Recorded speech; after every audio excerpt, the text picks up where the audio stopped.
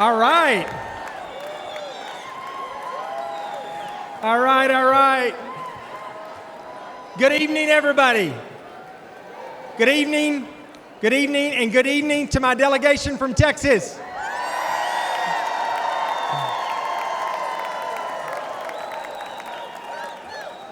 My name is Dr. Ronny Jackson, and I'm the congressman from the 13th Congressional District of the great state of Texas.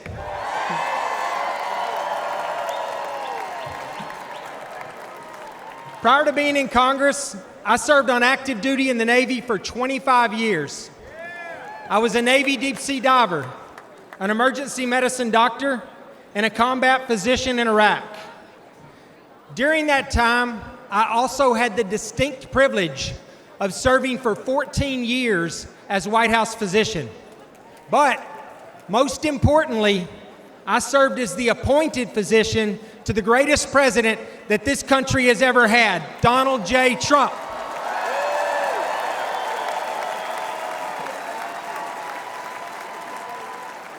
And not only that, but now I can say I served a president who literally took a bullet for our country.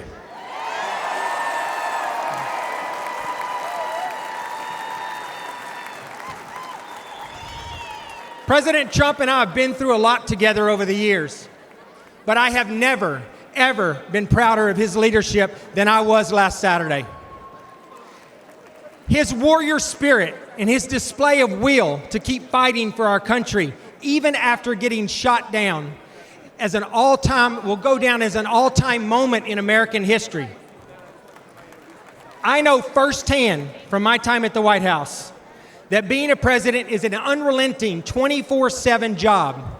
Time off truly just doesn't exist. Our president needs to make clear and decisive decisions in a moment's notice. When the phone rings in the middle of the night, the president must be ready. Unfortunately, our current president is not ready for that call. Let's not kid ourselves. Father Time has not been kind to Joe Biden. And China, Russia, Iran, and North Korea, they do not respect Biden's 10 a.m. to 4 p.m. schedule. And we would not be in this situation were it not for Joe Biden's staff and his family. They should have compassion for him and prioritize his health and our country's security. But they have put their own interest above America's interest. Perhaps the greatest blame lies with his own Vice President, Kamala Harris. She has not been truthful with us. She has lied to us. She has put party above country, and she is as unfit in character as Joe Biden is in body and mind.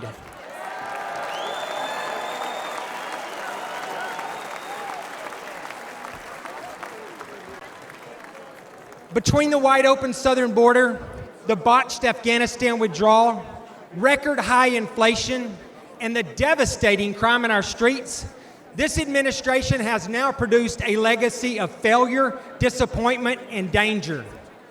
There is simply too much at stake to have someone who can barely shuffle to a podium be the one that is responsible for the safety and the security of our country.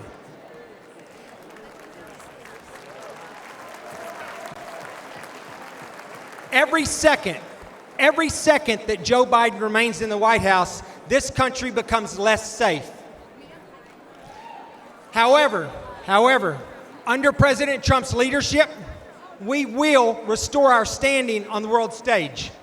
We will bring back our great economy we had. We will finally secure our southern border.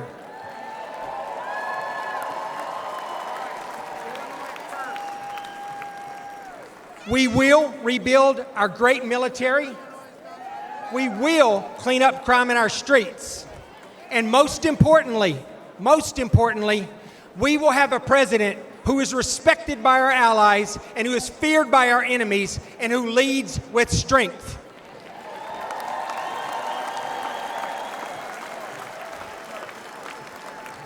Let me close by saying the path forward is simple.